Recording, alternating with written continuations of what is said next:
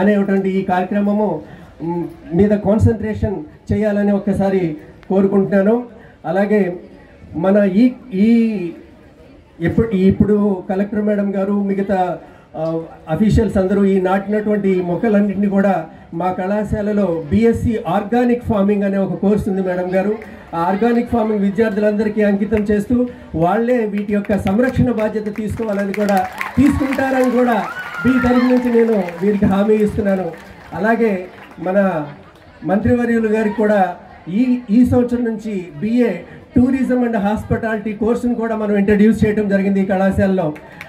మనందరికీ తెలుసు ఏ రాష్ట్రంలో ఎక్కడా లేనటువంటి 41 డిగ్రీ ప్రోగ్రామ్స్ ఈ కళాశాలలో ఉన్నాయి. You name it and have it, అలాంటి ప్రోగ్రామ్స్ ఇక్కడ ఉన్నాయి.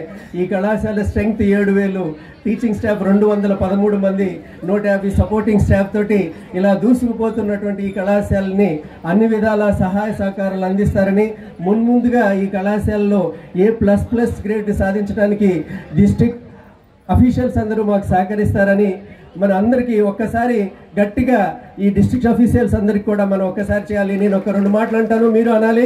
హరితాంధ్ర కోసం అడుగేద్దాం, ప్రతి ఒక్కరూ మొక్కలు నాటుదాం. రిపీట్ అగైన్, హరితాంధ్ర కోసం అడుగేద్దాం, ప్రతి ఒక్కరం మొక్కలు నాటుదాం. హరితాంధ్ర కోసం అడుగేద్దాం, ప్రతి ఒక్కరం మొక్కలు నాటుదాం. Thank you.